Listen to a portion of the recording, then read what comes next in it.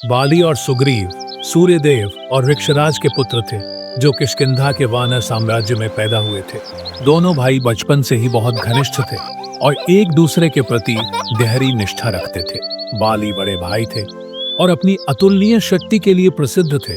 उन्हें एक अद्भुत वरदान प्राप्त था कि जो भी उनसे युद्ध करता, उसकी आधी शक्ति बाली को प्राप्त हो जाती। इस वजह से बाली को कोई हरा नहीं सकता था।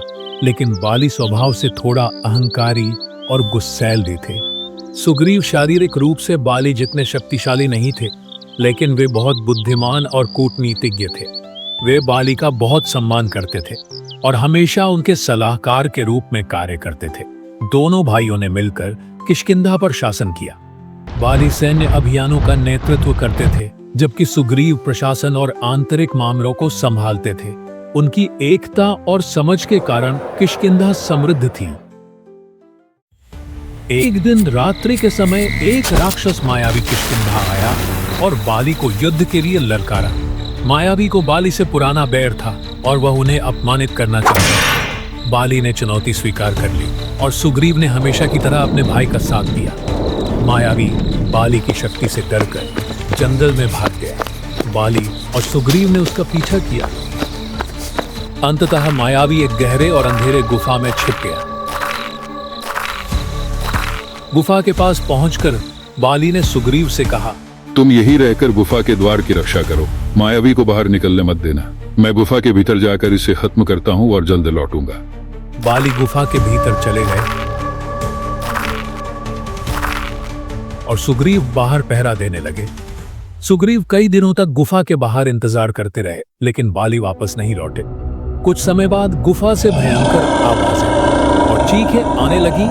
फिर गुफा के मुहाने से खून बहता हुआ दिखाई दिया। सुग्रीव ने सोचा कि मायावी ने बाली को मार डाला है। अपनी और किष्किंधा की सुरक्षा के लिए उन्होंने गुफा के मुहाने को एक बड़े पत्थर से बंद कर दिया और दुखी मन से किष्किंधा लौट आए। कई दिनों बाद बाली ने मायावी को मार डाला और गुफा से बाहर निकलने का रास्ता ढूंढा।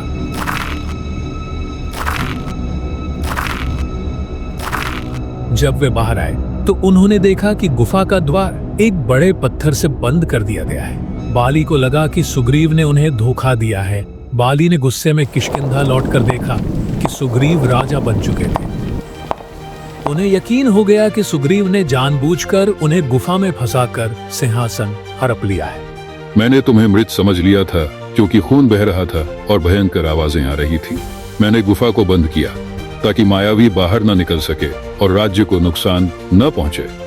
लेकिन बाली अपने गुस्से और गलतफहमी के कारण सुग्रीव की बात मानने को तैयार नहीं थे। बाली ने सुग्रीव को राज्य से निकाल दिया और खुद को किष्किंधा का एकमात्र राजा घोषित कर दिया। इसके अलावा बाली ने सुग्रीव की पत्नी रुमा को भी अपने अधिकार में ले लिया।